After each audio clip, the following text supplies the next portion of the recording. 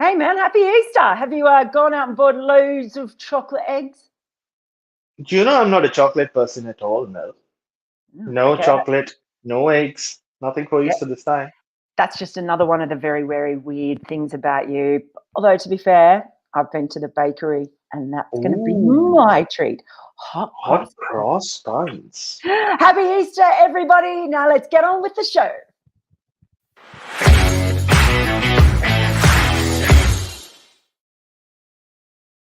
Yum, that's actually really delicious. Mm. I can do with a bite. I'm going to go get myself one once it's done. Mm. Very good bakery. Hello, everyone, and welcome to a special over and out where we have a look at everything that's going on over in New Zealand, where the Australian women team are playing a T20 and just finished a T20 series. Now, about to play an ODI series. We're going to talk about a very special record that they could break if they win. But let's get in. We're going to have a bit of a mix of things from the T20 and the ODI series. So let's get on with our first delivery, which is Perry's challenge. Now, you know, I wrote a piece about this yesterday. It's been quite a conundrum. She played in the T20 series, but she was batting down at number 6. She only bowled 1 over across 2 games. The third one was rained out. So it was sort of very much, okay, what is her role coming into the T20 side? We know she's brilliant. She's coming off a really serious injury where she tore that hamstring off the bone. So that led to having possibly just a bit of by her standards, average sort of domestic season. But it's, I think, a real sign that cricket has not stayed still in the women's game in that time, particularly the Australian women's team. Probably for the first time in her career, it was very much looking at that side and going, what is her role? She batted really well when she came in. She hit the winning runs and that great partnership with Ash Gardner at the end of the first T20. But she didn't get it bowling over in the first match. She only bowled 1 over in the second match. And so I think she has a real challenge, particularly with her bowling, to just kind of re-establish perhaps or vary it, establish herself again as a death bowler with variations. And for me, it's a really interesting time in her career. Yeah, I mean, and like you put it so beautifully in your wonderful piece, Mel, which I did read, and I think all of you should go and read not just this piece from Mel, but lots of wonderful articles that will be written over the next few weeks and months and years. And you put it perfectly. Who would have thought that you would be sitting here talking about, does Ellyse Perry have a role in an Australian team? Like, yeah, and that's how you started your piece as well. Because I wonder if it's a format thing and also the stage of her career where she is right now. She is coming off a very serious injury.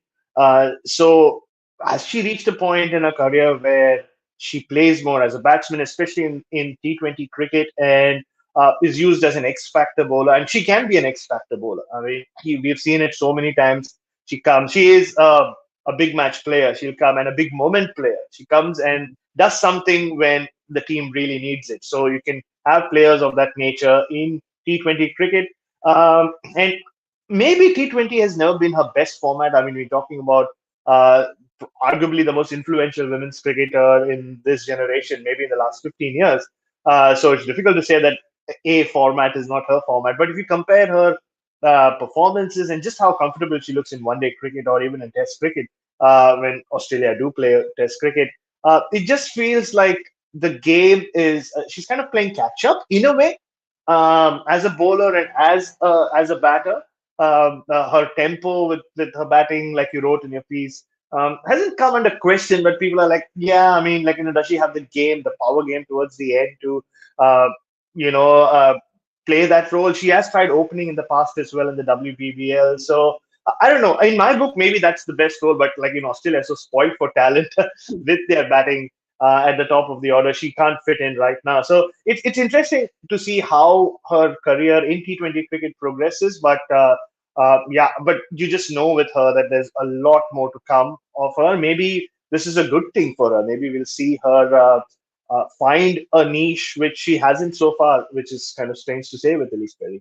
Yeah, and I think people tend to think of Ellyse Perrys as she's always been this all-rounder who can do everything, and they haven't perhaps watched closely because her career's had lots of different phases, and she did become a really quick scoring, big scoring opening batter for the Sydney Sixers. So she's been able to adapt to game. Now she's just at a different phase. I can see a comment there from Gautam Ray saying she's 30, so she still has a Perry 2.0 left in her. I think actually we're up to 3 or 4.0 really with Perry. That's probably what people don't realise. But she'll play a much bigger role in the ODIs, and I would never bet against her, making herself the most valuable player again for Australia in the future. On to our second delivery. It is swing time. I know you've been really enjoying watching some of the swing bowling that you don't always get a big chance to see. I mean, certainly seen a lot of Megan Shute in particular for Australia swinging the new ball. I've actually been really impressed by a couple of the New Zealanders, particularly Jess Kerr, the lovely swing and late swing that she was generating, picking up early wickets in that T20 series, and Rosemary Nair as well. So that is something I know Australia have been looking at in New Zealand and thinking, swing is going to be huge in next year's World Cup. So I think we have seen that as being really important so far for Australia going over there now. I think now, particularly with the ODI series coming up too, with that World Cup a year away, it's going to be very much about how they harness that swing. Really good opportunities for the bowlers on both sides. I think it's going to be key, and I think that will continue in the ODIs that we're about to see starting tomorrow. Yeah, and swing bowling in women's cricket has always been played a huge role. I mean, we've seen Megan Shute, you spoke about, who arguably the best practitioner of that, alongside maybe Anya Shrubsole, or it has been in the last 10 years or so. But there's always been talk about why the ball swings more in women's cricket. And we were discussing this off air. It is a slightly smaller ball, so slightly lighter ball, so it does swing a lot more. It's also the kind of pace or the speeds we see in women's cricket, which is around that between 110 to 118, 19. That's the average new ball pace. And that's the perfect pace to swing a ball, any ball for that matter. But what has been really impressive with Jess Kerr in particular is the late swing, because we've seen a lot of women swing the ball a lot, but generally you'll see, even with Megan Shute, it swings from the hand, so it doesn't swing very late. So if you are good enough, you can adjust to it, but she's just so good, Megan Shute, and so accurate, and she has so many variations that she just finds ways to pick wickets. But with Jess Kerr, it seems to be moving so late that's when, as a batter, you find yourself not having that much time to adjust, and she's been getting some really good wickets. And I was reading this piece that she had written about herself, Mel. What a wonderful life, incredible life. I mean, having Bell's palsy when you were a child, when you're 6 or maybe she's 9, I think, then to be diagnosed with type 1 diabetes, and she's overcome all that to, and she wanted to be a runner, wanted to be in the Olympics, but she couldn't get there because she had even more health issues to overcome on all that. And just to play one game itself is incredible, but then to go on and win the Player of the Tournament award in a series involving Australia, it's just a great story. And like you said, swing's going to play a big role, but late swing, we haven't seen too much of it in women's cricket. I might be wrong here, but that just adds so much more alongside suddenly this spurt of pace that we're seeing, which we will talk about in women's cricket. Yeah, it's very interesting, and something I think really to keep your eye on as the series moves into the ODIs. Now, our third delivery of the over, crash, bash, Ash Gardner. Now, I want to bring this up because this is actually really amazing. So in the second T20, when Australia lost a couple of wickets, they sent Rachel Haynes in. They ended up falling short in the end, and Ash Gardner came in, I think, when there were only 10 balls remaining after scoring a massive 70-odd in the first match. And watching it, I think there are quite a few of us who sort of watching it going, it's like when people talk about the Maxwell in the Australian men's team. I don't like always sort of contrasting, but when you want that X factor, big hitting, power, scoring fast, if you want to give them more balls.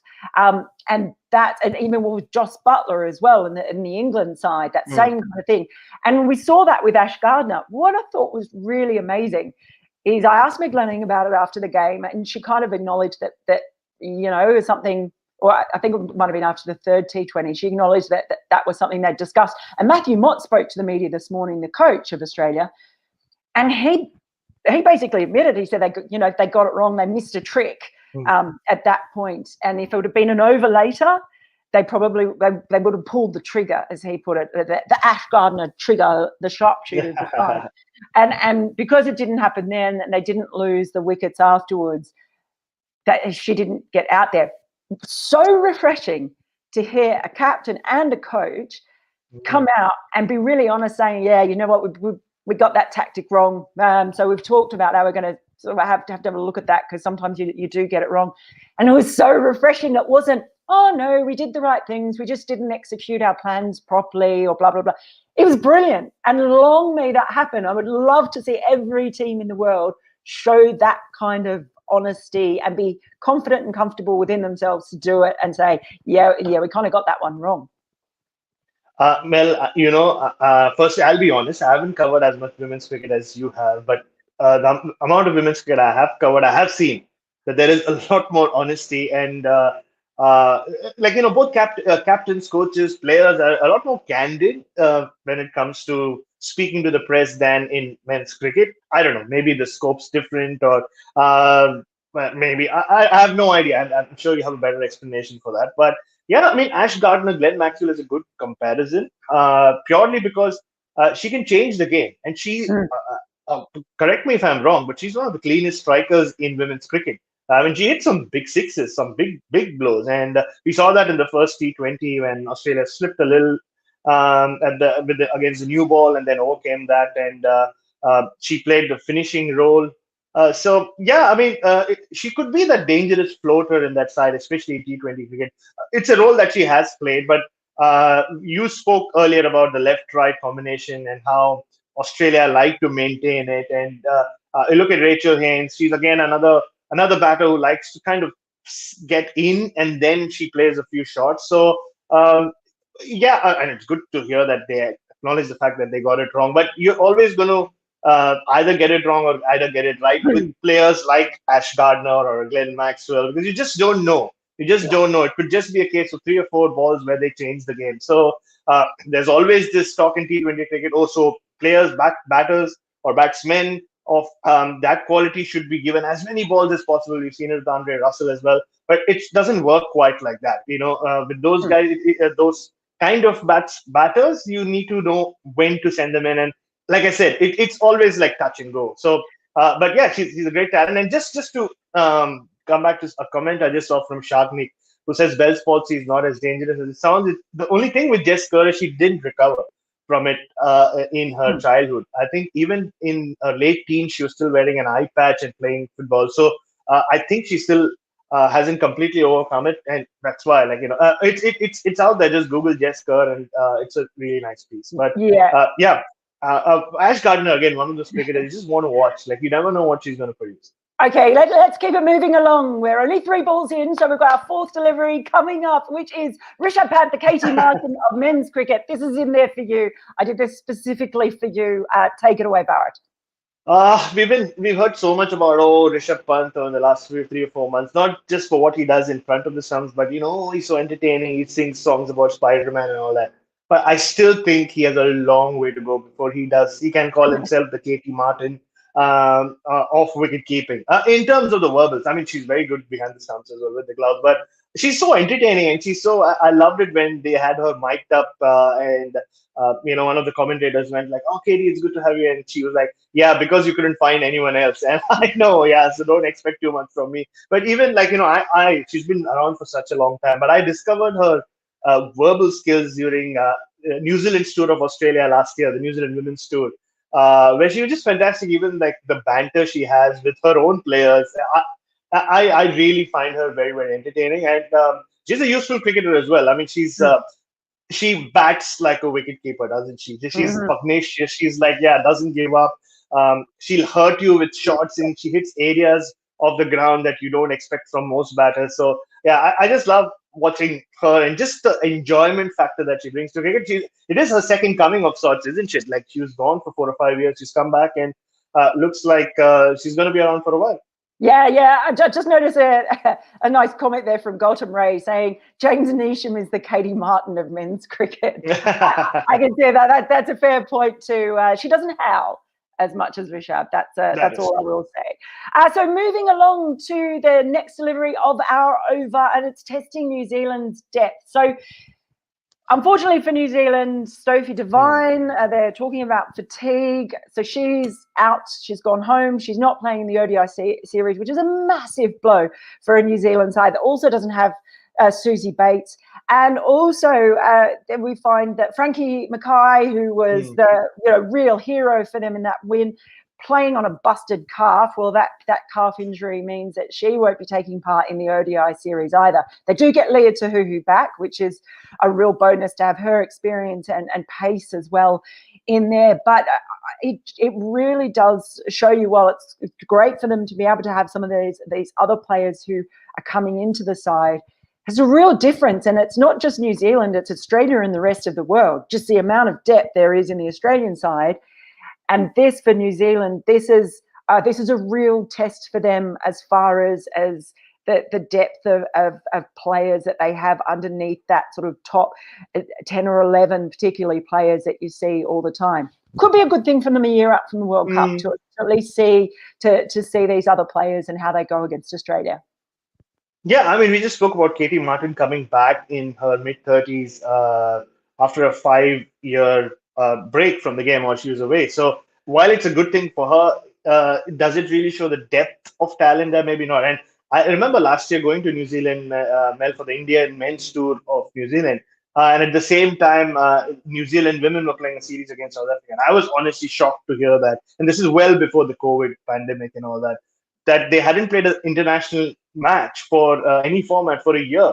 And I was taken aback. I always look at New Zealand in the same light as Australia and England in terms of the exposure that women's cricket does get there. So, I remember the Kerr sisters talking about it as well, like about, yes, there is a lot of young talent coming up. I mean, those two particularly, but not getting enough opportunities to showcase that talent on an international stage. So that way as well, it's great. I mean, I don't think we touched upon it. The first game was, I think, the first international women's game, the first T20 in prime time in New Zealand. So that's great exposure as well. So I think it's good in a way. Like, you think of New Zealand women's cricket, you think of Susie Bates, Sophie Devine, Amy Sathurth-White, and Nicola Brown for a long time. But those are the names who just keep popping up over and over again. So maybe it's good that we'll get to see some girls we haven't seen very often. And it's important. It's a perfect time as well, right? 1 year out from that World Cup.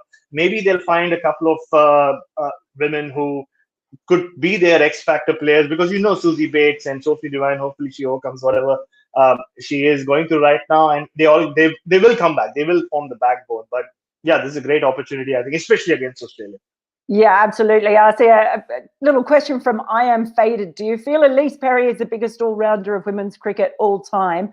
I'm going to say yes to that. She has the number of World Cups she's won and influence, the longevity, the batting and bowling. She is. I do genuinely think she's the best of all time, which I know is a big call.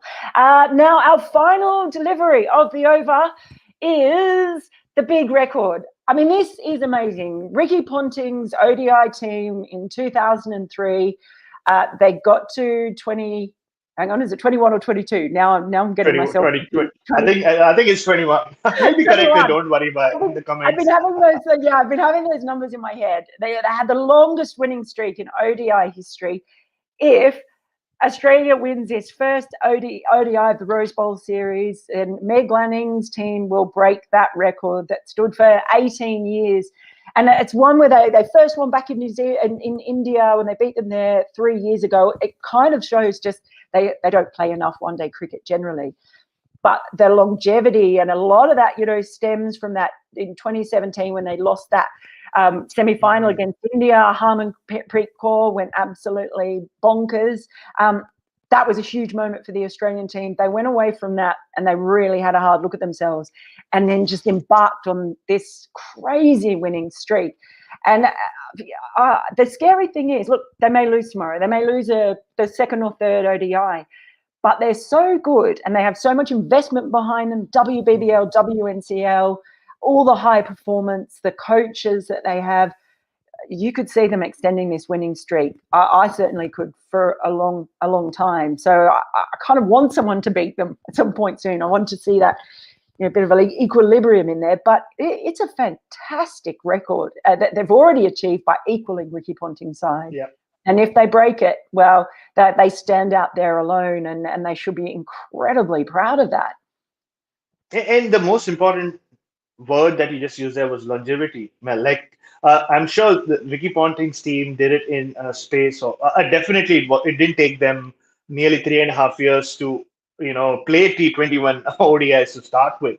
And at times teams do go on a roll. We've seen it with other teams as well in men's cricket, India and West Indies, where you just have like 1.5, 18, 20 months where you're just indomitable, especially in one-day cricket. You go on a roll and then you just keep winning a lot of matches. Australia were winning a lot of matches just generally back then in that at the turn of the century. I just love that phrase, turn of the century. Anyway, but to do it in women's cricket where they don't play as much, to maintain it over 3.5 years just tells you that, tells you about the depth, tells you about just how far ahead Australia are of every other team. Like, the Australian women could have, and I remember you and me interviewing Matthew Morton at the SCG last year, was it? Like, before the women's T20 World Cup.